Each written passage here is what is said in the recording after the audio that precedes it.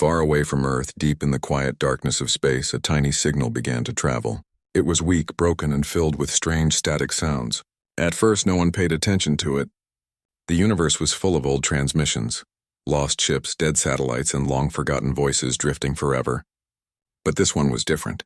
Hidden inside that static was something alive. Someone was crying for help. In the listening post orbiting Proxima Centauri, a human technician named Elias Torres leaned closer to his console. His job was routine, scanning signals, cataloging background noise, and flagging anything unusual. Most days were quiet, but when this message came through, it made his blood run cold. The voice was not human. It sounded thin, trembling, full of fear. It repeated the same words again and again, in a rhythm almost like sobbing. The computer struggled to translate, but a few words came clear. "Help us! Dying. Attacked." Elias stared at the screen, feeling a chill. He had read about aliens, of course. Humanity had made contact with dozens of species in the last century. But this one was unfamiliar. The signal carried a strange signature, one not found in any known communication pattern. He called his supervisor, and soon the entire listening post was buzzing with activity. Engineers tried to clean the signal, linguists worked on decoding the language, and security officers sent alerts back to Earth. When the message was finally decoded, it shocked everyone. It came from a species called the Kelvathi, aquatic beings who lived in deep ocean colonies on distant planets. Their world was far from human space, far beyond any known trade routes or alliances. The message had traveled light years, taking decades to reach them. Yet, even after all that time, the fear in the voice was still clear. The Kelvathi were under attack by something they could not fight. Their defenses were gone. Their people were dying. And their final message was simple. Please, anyone, help us. The humans at the relay station knew what this meant. Somewhere out there, a civilization was dying, and they had asked for help. But by the time the message reached Earth, years might have already passed. Maybe the attackers were gone. Maybe the Kelvathi were already extinct. Still, humans had a rule older than any interstellar treaty. No call for help goes unanswered. The data was sent immediately to the Interstellar Response Command, a massive network responsible for handling emergencies across the stars. Inside their headquarters on Luna Base, holographic screens flickered with the decoded message. Admiral Sofia Rivera, the commander of the response fleet, stood silently as the words repeated. She had seen wars, disasters, and rescue missions before, but something about this one felt different. There was real terror in that voice. Her officers began presenting reports. The coordinates pointed to the edge of the Kelvathi expanse, near an uncharted nebula known for dangerous radiation storms. No human ship had ever gone that far. The journey would take weeks at light jump speed. The region was outside official jurisdiction, which meant they weren't obligated to go. But Admiral Rivera didn't hesitate. She turned to her staff and said firmly, "If someone is calling for help, we don't ask if it's our problem. We go." Within hours, orders spread across the fleet. Massive ships began preparing for launch. Carriers, cruisers, medical frigates, and engineering vessels. Soldiers and rescue teams loaded their equipment. The Deathworlders, as other species called humans, were mobilizing. That name, Deathworlders, was not meant as an insult. It was a fact. Humanity came from a planet that was violent, unpredictable, and dangerous. Earth was full of predators, storms, diseases, and endless natural disasters. To survive there, humans had evolved to be strong, adaptable, and fiercely protective. In the eyes of more fragile alien races, humans were like living weapons, creatures forged by hardship. Some feared them, others respected them, but all knew one truth. When humans came, they came prepared for anything. Back on Earth, news of the mysterious distress call spread quietly through military and scientific circles. Many wondered who the Kelvathi were and what kind of enemy could wipe them out so completely. Some feared it could be a trap, a signal sent to lure ships into ambush. Others believed it might be a test. Perhaps the Kelvathi wanted to see if humans were as compassionate as they claimed. Admiral Rivera listened to every theory but remained calm. She trusted her instincts, and her instincts told her this was no trap. It was genuine fear. As the fleet prepared to depart, technicians analyzed the message more deeply. The last few seconds of the transmission contained strange background noises, high-pitched pulses and deep rumbling sounds. Some thought it was interference, but others suspected it might be the attackers' weapons. When the scientists slowed down the audio, it sounded almost like roaring or metal grinding against metal. Whatever was attacking the Kelvathi, it wasn't human, and it wasn't natural. Elias Torres, the technician who had first discovered the signal, watched the human fleet lift off from Luna's surface.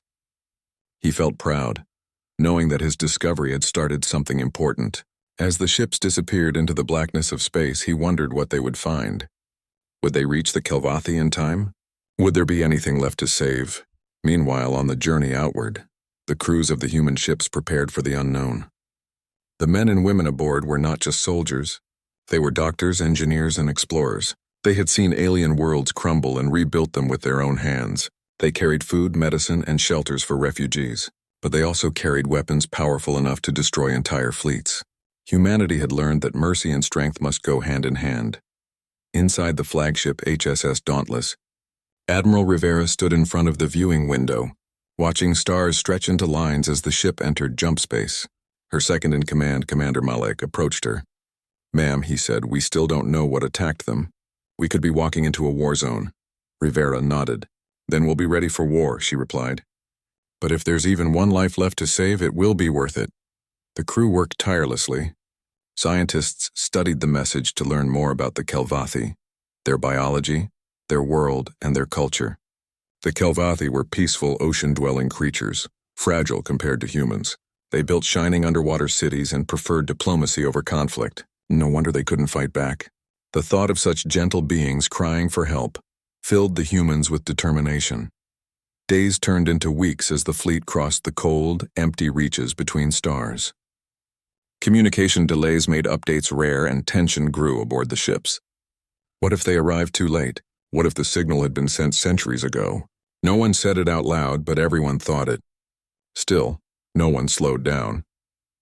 Finally, as the fleet neared the edge of the Kelvathi system, their scanners picked up faint traces of debris. Metal fragments floated through space, torn and melted. The silence was heavy. No one wanted to speak. Then suddenly one of the sensors detected energy bursts, tiny signals still active on the planet below. There was still life. Admiral Rivera gave a single command: prepare landing teams. The humans would not wait for confirmation. If there were survivors, they would find them. If there were enemies, they would face them. The time for questions was over.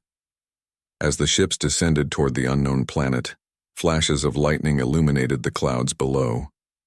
The sea shimmered with unnatural light, and the first sight of the planet filled everyone with awe and dread. This was no simple rescue. The Kelvathi world was scarred and burning. Its once beautiful oceans turned red with fire and metal. In that moment, every human aboard understood why the signal had sounded so desperate. Something terrible had happened here, something that had wiped out a civilization. But the Deathworlders had arrived, and they were not known for giving up easily. As the Dauntless broke through the clouds, Admiral Rivera whispered under her breath, "Hold on, whoever you are. We're here now." The first part of the story ended there, not with peace but with determination, a promise written across the stars. Humanity had heard the call, and they were coming, not with fear but with overwhelming purpose. And for the first time in a long while, the universe was about to learn what it meant when the children of a death world answered a cry for help. The message from the Kelvathi had shaken everyone in the Interstellar Response Command. Once the initial shock faded, the real work began. On the great lunar base that served as humanity's center for deep space operations, alarms echoed through metallic corridors. Officers rushed to control rooms, holographic screens flickered with star maps, and data streams poured in from every listening post. The scientist had confirmed it. The signal was authentic, not a trick or a naturally formed pattern. The Kelvathi were real, and their cry for help had traveled light years through the void, reaching humanity as a faint echo of fear. Admiral Sofia Rivera stood at the center of the command bridge, her eyes sharp and calm even as everyone around her moved in controlled panic. She had commanded fleets through wars, disasters, and cosmic storms. But this was different. They had no enemy name, no clear mission, just a voice begging for help from the edge of known space. Around her, a team of officers worked to piece together the information. Lieutenant Malik pointed at the projected star chart. "The signal originated here. he said, zooming in on a region near the dark edge of the Kelvathi expanse. This sector hasn't been mapped in over 40 years. Radiation storms, unstable wormholes, no trade routes. No one goes there. Admiral Rivera crossed her arms. And now someone needs us to go there. There was silence for a moment. Everyone understood the risk. Space beyond the frontier was dangerous, even for humans. But no one dared to question the Admiral's resolve. Prepare a task force, she ordered. We're going to find out what happened to the Kelvathi. Within minutes, her command was sent to the fleet network. Across the solar system, ships began to awaken. Massive carriers and frigates powered up their engines, releasing waves of blue plasma that illuminated the darkness of orbit. Docking crews hurried to load supplies, medics stocked their ships with emergency equipment, and engineers checked every system twice. Humanity's emergency response fleet, known to the galaxy as the Deathworlders, was mobilizing for a mission no one fully understood. The name Deathworlders had once been a term of fear among alien species. Humans came from a planet so harsh that most other life forms considered it uninhabitable. To survive there, humans had become tough, clever, and relentless. When they first reached the stars, many alien races thought they were too dangerous to be trusted. But over time, humanity had earned a strange reputation. Yes, they were terrifying in war. But they were also the first to send aid, the first to defend the weak, and the last to abandon a friend. As word of the Admiral's decision spread, officers from other species stationed on human bases began to whisper. The Deathworlders are answering another distress call, one said. Who are they saving this time? Another asked. The answer came quickly. The Kelvathi. Most had never heard the name before, but when the translation of the message was shared, silence fell. It was pure desperation. The Kelvathi had been hunted, cornered, and destroyed. No one could listen to that voice without feeling something. On Earth, the Human Council held an emergency session. Some argued against the mission. It's outside our jurisdiction, one official said. We have no treaty with them. We could be walking into a trap. Others worried about cost. A full fleet mobilization for an unknown signal? We don't even know if anyone's alive. Admiral Rivera attended the meeting via hologram. Her voice was calm but firm. We have the strength to help and the duty to act. If we turn away from this, what does that make us? Her words carried weight. Humanity had built its place in the galaxy by standing up when others looked away. The council voted, and within an hour, approval was granted. The mission was official. While preparations continued, scientists on Luna Base worked to understand more about the Kelvathi. The data archives revealed that the Kelvathi were a peaceful aquatic species, known for building vast undersea cities made of crystal and living coral. They had traded with a few nearby civilizations centuries ago, but had vanished from record since then. No one knew why. Some suspected a natural disaster. Others thought they had chosen isolation. Now it was clear. Something had found them, and it had not come in peace. In the hangar bays, the crews of the ships prepared for departure. Men and women in dark blue uniforms moved like a machine, each person knowing their task. They loaded cryopods, drones, vehicles, and medical supplies. On board the flagship HSS Dauntless, Commander Malik walked through the lower decks, checking every section. The engineers saluted him as he passed. All systems ready, sir. Weapons online. Medical bay fully staffed. Everything was running smoothly, but the air was thick with anticipation. In the pilot's lounge, a group of young officers watched a holographic display showing the decoded Kelvathi message. The alien voice, though soft and wet-sounding, carried a tone that every human understood. Terror. One of the pilots, Lieutenant Arya Vance, turned off the display and said quietly, "No one deserves to die like that." Another replied, "Then we better make sure they don't." When Admiral Rivera entered the command deck of the Dauntless, the entire crew stood at attention. The Admiral didn't make speeches often, but this mission called for one. She looked at her people, men and women who had volunteered to fly into the unknown, and said, "You all know what we're walking into. We don't know what's out there. We don't know if anyone's alive. But we know one thing: someone called for help. That's all I need to know. Let's bring them home." The deck erupted in a cheer that echoed through the ship's hull. As the fleet prepared for launch, the final reports came in. 32 ships, including 4 battle carriers, 6 medical cruisers, 8 engineering vessels, and a formation of escorts. It was one of the largest peace response forces humanity had ever assembled. The mission name was simple, Operation Lifeline. Then came the countdown. Engines roared to life. The massive ships lifted slowly from their docking platforms, leaving trails of light behind them. On Earth and Luna, millions watched live broadcasts as the fleet vanished into the darkness. News commentators spoke with awe. Humanity was answering another call beyond the frontier. The journey was long and filled with silence. Space between the stars was vast and empty. The fleet traveled in jump formations, leaping from one light gate to another, covering unimaginable distances in seconds. But even then, it took weeks. The crews filled the time by training, studying, and preparing. The scientists aboard the research ships tried to simulate the Kelvathi environment so they could treat any survivors properly. Engineers designed temporary underwater shelters. Everyone hoped there would be someone left to save.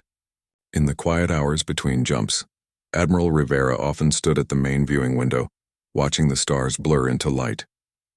She thought about the Kelvathi, fragile creatures living underwater, probably never knowing war, never expecting an attack. What kind of enemy would destroy them? Pirates, a rival empire? Or something worse, something that didn't care about life at all? One night, Commander Malik approached her. "Admiral," he said softly, "some of the crew are afraid. We've never gone this far before. What if the signal's centuries old?" She looked at him for a moment, then smiled faintly. "Then we'll bring their story home. No voice should disappear into the dark without being heard." Meanwhile, back on Luna Base, Elias Torres, the technician who had first discovered the signal, couldn't sleep. He kept replaying the message, listening to the trembling voice of the Kelvathi. The sound haunted him. Somewhere out there, people had died calling for help. He wished he could go with the fleet, but he knew his part was already done. He had lit the spark.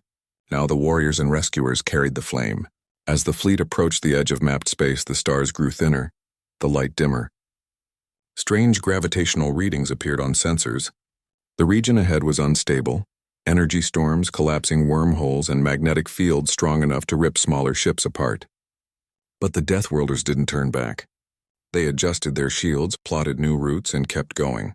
Finally, after weeks of silence, a signal came through. It wasn't the Kelvathi message, and it was something new. Short, sharp bursts of coded energy repeating like a heartbeat. The linguists couldn't translate it. Could it be a beacon? Malik asked. Maybe survivors? Admiral Rivera's eyes narrowed. Or maybe the ones who destroyed them. The tension inside the Dauntless grew thicker by the hour. Fighters were launched for patrol, defensive systems activated, and medical ships moved to the center of formation. No one spoke much. They were entering a place where no one had ever returned from. But still, not a single ship turned back. When the sensors finally picked up the Kelvathi homeworld, everyone fell silent. The planet appeared on screen, a blue-green orb surrounded by clouds of metallic debris. Something terrible had happened there. The Admiral stood motionless, her heart heavy. "We're too late," someone whispered. But then a faint signal appeared on the lower edge of the scanner. It was weak but alive. A pulse, a heartbeat. "Admiral," a technician cried. "I'm detecting survivors on deep underwater near the southern hemisphere." For a brief second, the command deck was filled with disbelief. After so many light years, so much doubt, there was still life. Admiral Rivera gave a single nod. "All ships, prepare for descent. We're not too late." Engines flared, shields locked, and the Deathworlder fleet began its final approach. Above the shattered planet of the Kelvathi, humanity gathered its strength, not to conquer, but to save. As the Dauntless entered the planet's atmosphere, Admiral Rivera looked out at the burning sky and whispered, "Hold on. We're coming." The mission had begun. The galaxy would soon witness what it truly meant when the Deathworlders responded to a cry for help. The human fleet came out of jump space like a storm breaking through clouds. The stars bent around them, and the dark emptiness of space filled with the glow of hundreds of ships. For a few seconds, everything was silent. Then the alarms began. The scanners on the lead ship, HSS Dauntless, started flashing red. What they saw on the screens made every heart tighten. The Kelvathi planet was burning. The once beautiful blue and silver world was now covered in scars. Massive craters glowed with molten light, and the upper atmosphere shimmered with clouds of ash and debris. Whole sections of ocean had boiled away, leaving steam that rose into space like ghosts. Wreckage drifted in orbit, shattered satellites, broken ships, and fragments of an entire civilization. On the bridge, Admiral Rivera stood in silence. She had seen battlefields before, but this was something different. "Magnify," she said softly. The image on the main display zoomed in, showing huge black shapes hovering above the planet. They were not ships in any normal sense. They looked like living machines with jagged edges, glowing cores, and moving parts that seemed to shift like muscles. Commander Malik whispered, "What are those things?" The science officer replied, "No known design. They're not organic, but they move like creatures, possibly self-replicating machines." Rivera's voice was calm but cold. "Are they attacking?" Before anyone could answer, the entire fleet's sensors lit up. Dozens of the strange black ships turned toward the humans and began to move, fast. "Battle stations," Rivera ordered. The Dauntless shuddered as its shields powered up. Across the fleet, sirens howled and the decks filled with rushing footsteps. The Deathworlders had come for a rescue, but now it was war. The alien machines fired first. Beams of red energy lanced through space, hitting the outer line of human ships. Shields flared, alarms screamed, but the formation held. The Dauntless fired back, unleashing blue plasma bolts that cut through the black sky like lightning. For a moment, the void became a sea of color. Explosions, energy waves, and debris spinning into the darkness. Humans were known across the galaxy for one thing. They never fought halfway. Once they committed, they fought with everything they had. And now the Deathworlders were truly awake. "Return fire, full spread," Rivera commanded. "Target anything that moves." Hundreds of human cannons roared to life. Missiles streaked through space, guided by smart AI systems that learned their enemies' patterns in seconds. The alien ships tried to scatter, but the Deathworlders had already adapted. Within minutes, half of the enemy formation was gone, torn apart by coordinated strikes. But the machines didn't retreat. They changed. Their broken fragments began to twist and reform in space, rebuilding themselves from their own wreckage. It was as if they refused to die. The science officer gasped. "They're reassembling. They can rebuild mid-battle." Rivera didn't blink. "Then we'll break them faster than they can fix themselves." The human fleet changed tactics instantly. Instead of firing single shots, they began hitting the enemy with overlapping waves, plasma, kinetic rounds, EMP bursts, everything that could destroy both machine and code. This time the enemy broke apart completely. The black ships disintegrated into clouds of ash and twisted metal. The battle in orbit was fierce, but it was only the beginning. As the debris cleared, new readings appeared on the sensors. There were life signs on the planet's surface, weak, scattered, but alive. The Kelvathi. "Ma'am, I'm detecting survivors," shouted the technician. "Mostly deep underwater, but some surface signals too." Rivera turned sharply. "Deploy rescue teams. Get us down there." The Dauntless and its escort ships began descending into the planet's atmosphere. Fire and lightning danced outside the windows. The oceans below were boiling in places, reflecting the flames of destroyed cities. Where once coral towers had stood, now only blackened ruins remained. The landing teams prepared for descent.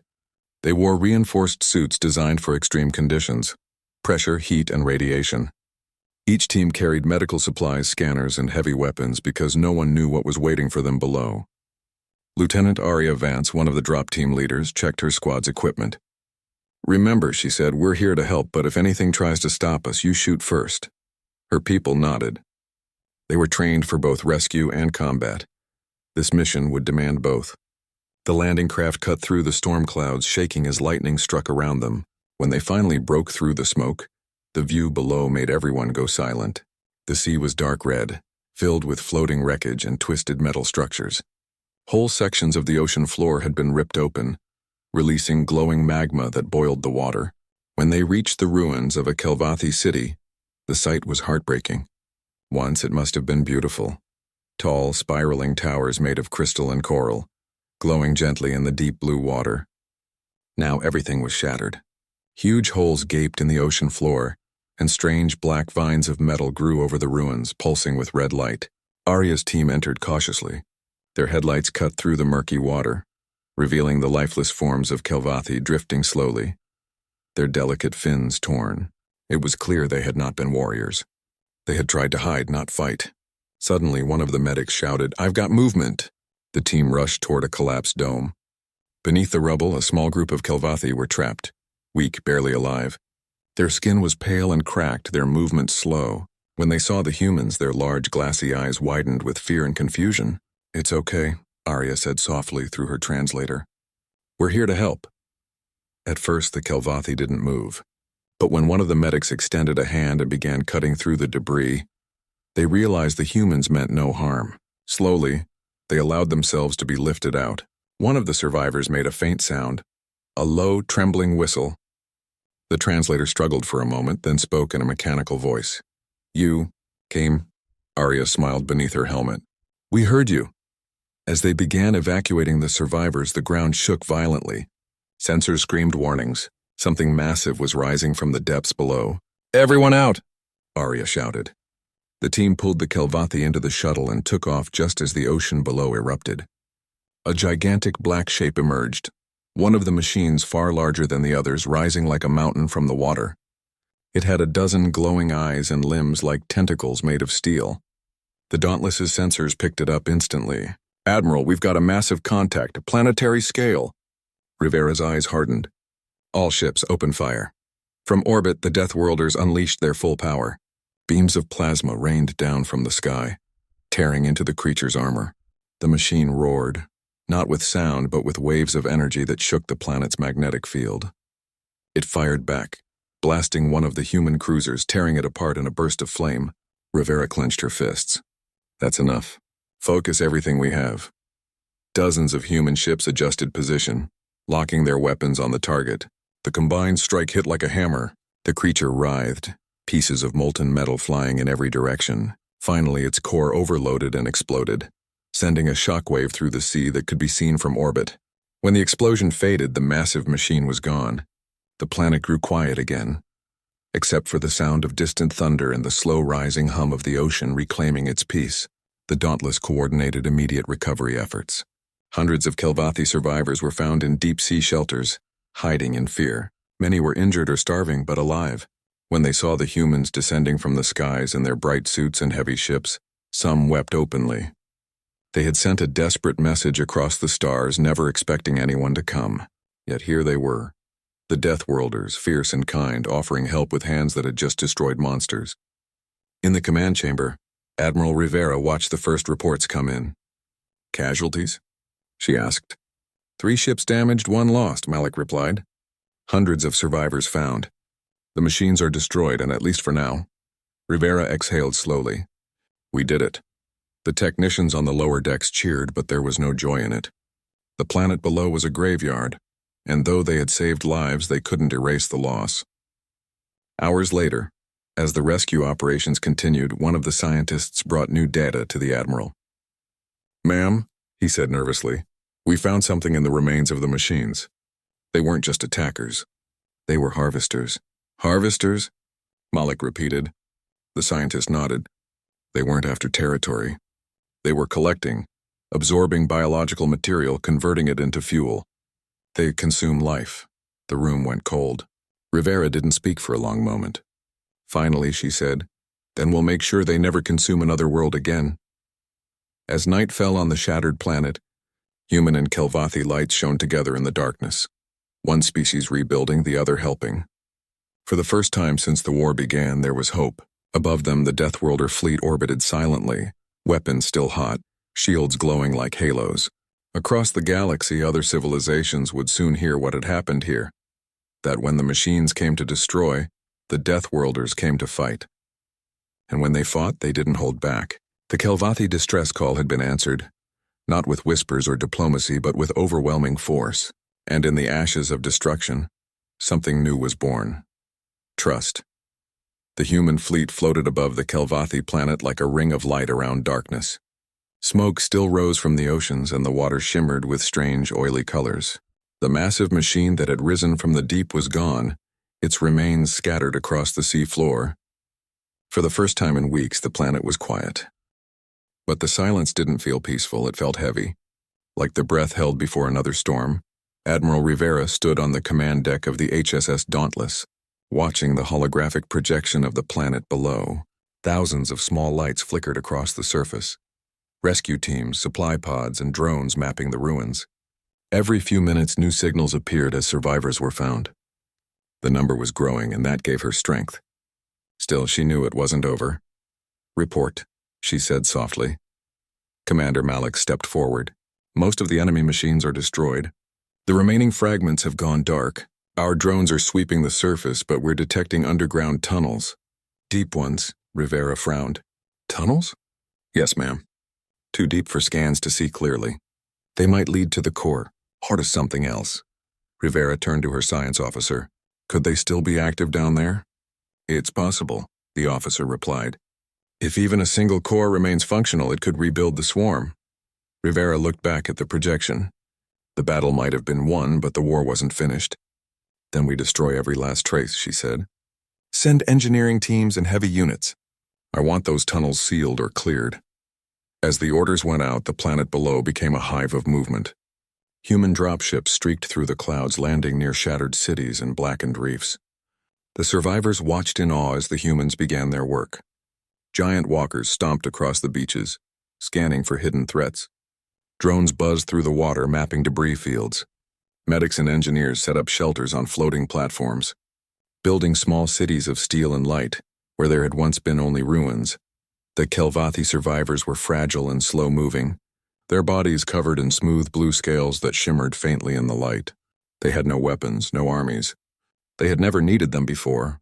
Now, as they watched the humans, they realized how different the Deathworlders were. The humans moved with purpose and precision, their eyes sharp, their voices calm even in chaos. They were terrifying, and yet they were kind. One young Kelvathi named Sarath watched from a broken tower as a group of human engineers repaired a damaged power conduit. The humans spoke quickly, their words full of strange confidence. When one of them noticed Sarath watching, he waved and smiled. "You're safe now," he said through the translator. Sarath blinked in confusion. No one had ever spoken to him like that. Back on the Dauntless, Admiral Rivera met with her officers to plan the next phase. The enemy's technology was unlike anything they had seen. The fragments of the destroyed machine still pulsed with faint energy, like pieces of a creature refusing to die. The scientists warned that leaving them unchecked could be dangerous. "These things are alive in a way," said Dr. Hahn, the lead xenotechnologist. "They grow, adapt, and rebuild themselves. They're not just machines, they're predators." Rivera nodded grimly. "Then we'll hunt them like predators." The next day, the Deathworlders launched Operation Clean Sweep. Every ship, drone, and soldier had a task. The oceans were scanned from pole to pole. The tunnels were bombed and sealed. Anything that moved without human control was destroyed. It was methodical and merciless. From the Kelvathi perspective, it was almost unbelievable. They had sent a plea for help, never expecting an answer. Now an entire species had arrived with the fury of gods. They didn't just fight the machines, they erased them. They didn't hesitate, they didn't fear. To the Kelvathi, humans looked like a force of nature, unstoppable, roaring, brilliant. In the deep tunnels beneath the planet's crust, human teams found horrifying evidence. The machines had been harvesting everything, metal, minerals, and even biological matter. Whole sections of the underground were filled with strange pods made from fused bone and steel. Inside were the remains of Kelvathi, melted and absorbed. When the soldiers saw it, rage spread through the ranks like fire. One Marine whispered, "They were eating them." The human commander didn't reply. He simply raised his weapon and gave the order. "Burn it all."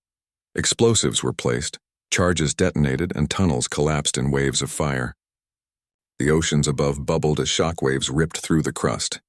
The machines tried to fight back, but the Deathworlders had already learned their patterns.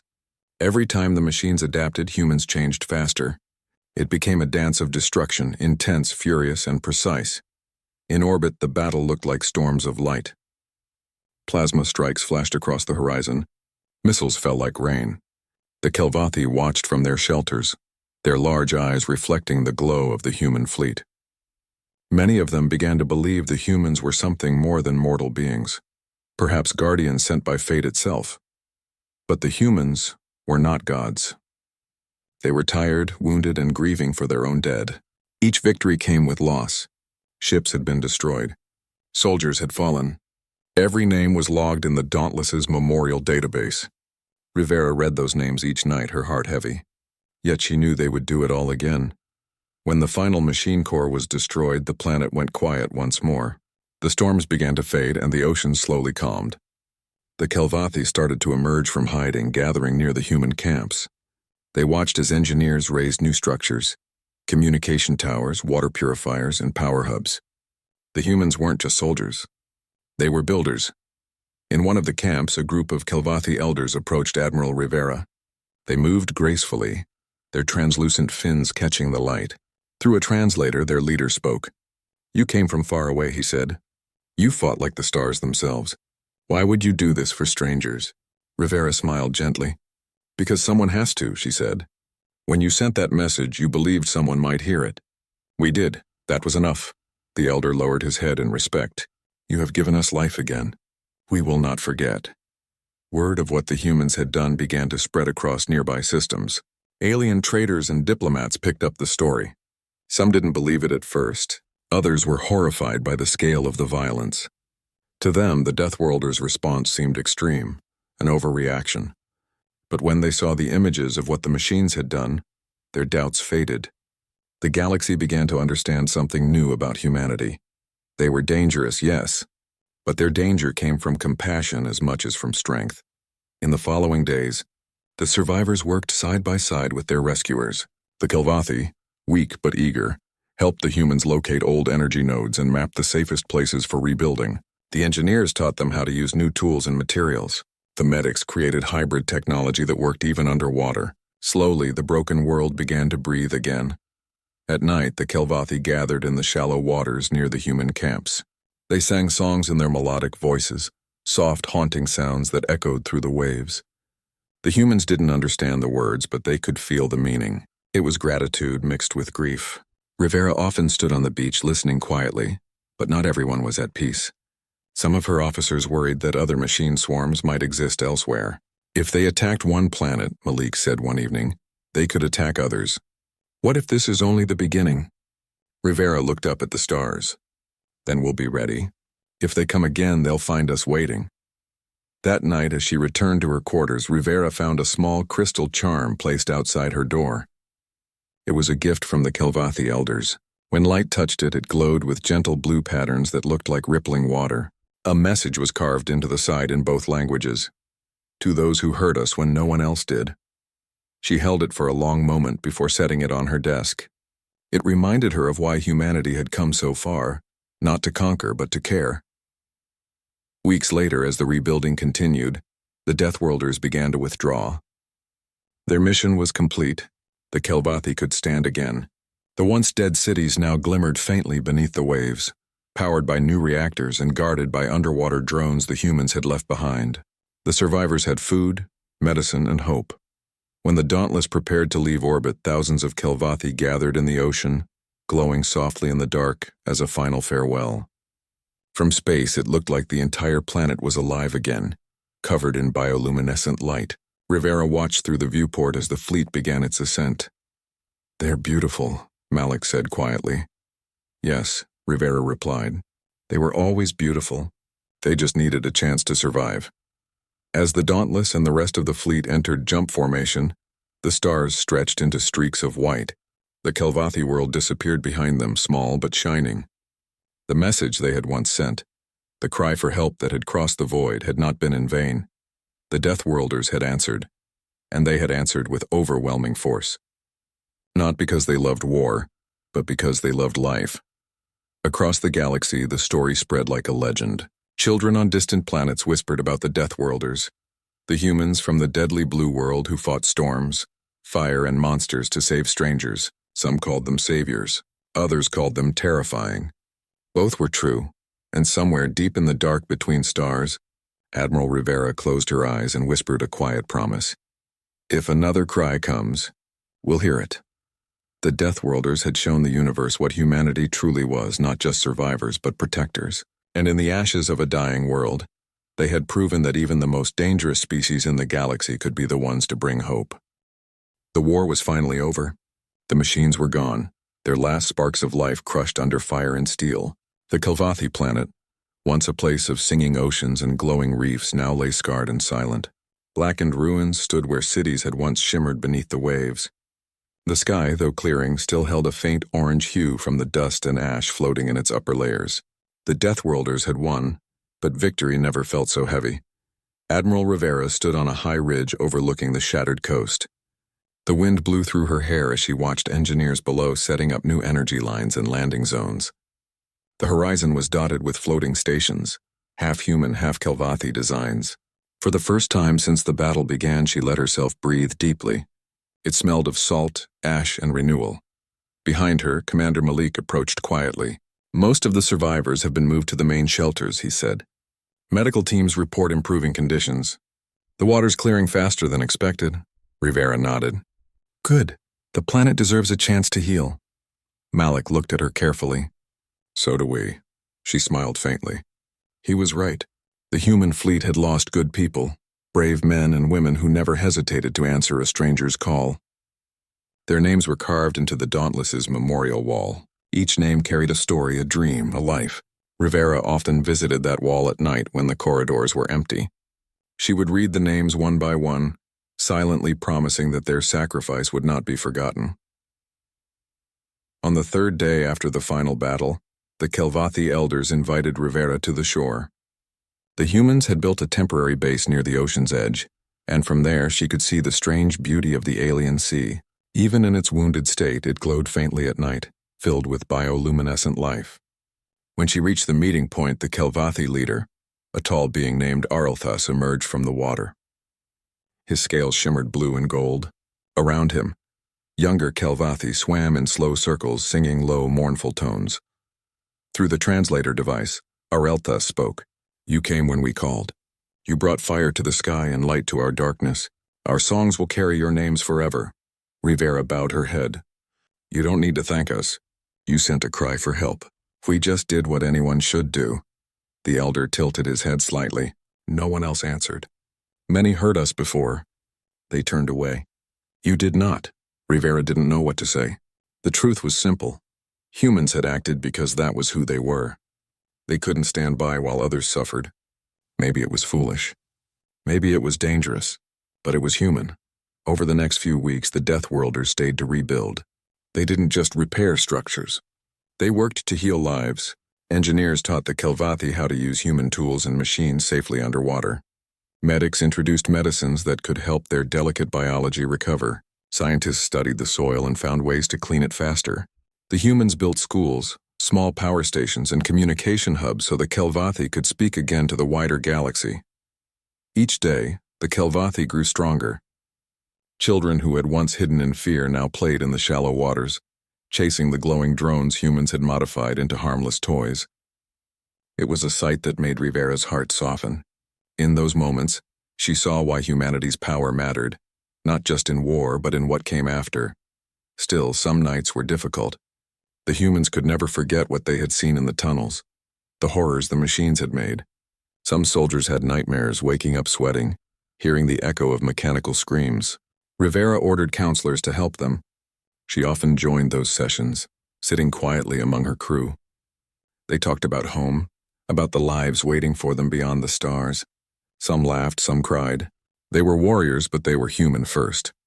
One evening, a young Kelvathi girl approached Rivera at the camp.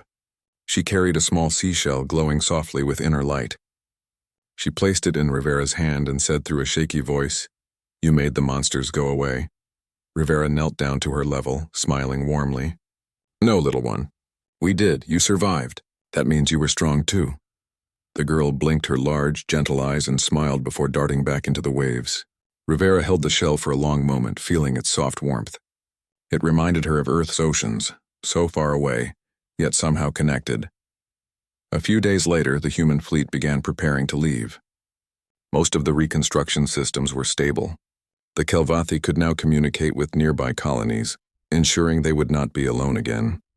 The Dauntless would stay a bit longer to oversee the final phase, but the others would soon return to deep space patrols.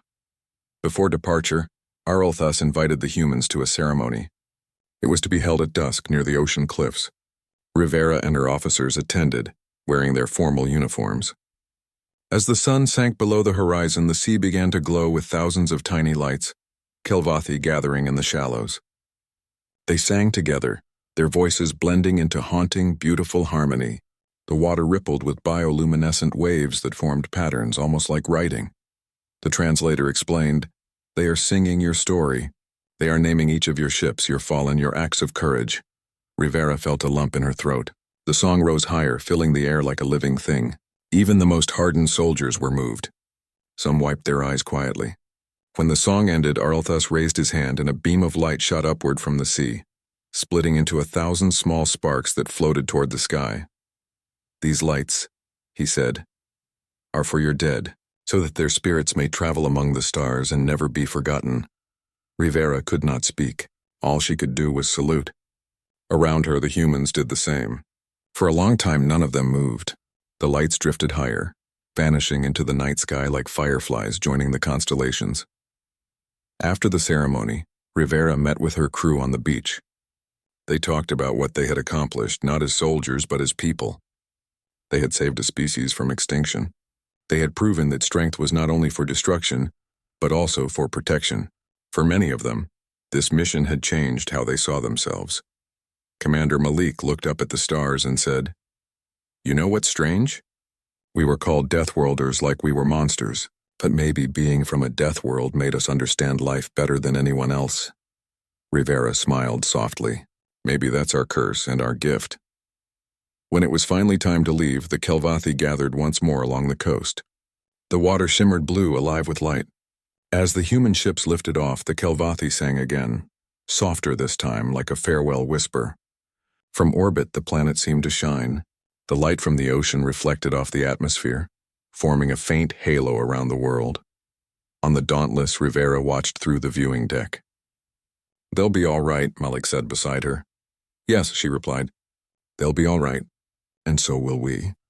She turned her gaze toward the endless stars. Somewhere out there, other worlds waited, some peaceful, others in danger. The galaxy was vast, and the cries for help never truly stopped. Humanity couldn't save everyone, but they would always try. That was their way. As the Dauntless prepared to jump to hyperspace, Rivera placed the glowing seashell the little Kelvathi girl had given her on the console. Its light reflected off the metal, small but steady. "Set course," she said quietly. "Let's see who else needs us."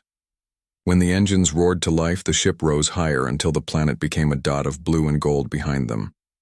The fleet aligned, and with a flash they vanished into the stars. Back on the Kelvathi world, children told stories about the Deathworlders, the fierce beings who came from a planet of storms and fire, who fought not for conquest but for compassion. To them, the humans became a legend, the saviors who arrived when all hope was gone, who fought monsters with hearts as powerful as their weapons. Generations later, the Kelvathi would still sing the same song, the one that told of a cry across the stars, and the mighty Deathworlders who answered it with overwhelming force. And somewhere, far across the galaxy, another signal would one day echo in the void. Somewhere someone would be in danger. And when that happened, humanity would once again listen, and once again they would come, because that was who they were, the Deathworlders. Born from a world that tried to kill them, shaped by pain and survival, yet capable of the greatest kindness the universe had ever seen. Their legacy was not war. It was the promise that no cry for help would ever go unheard again.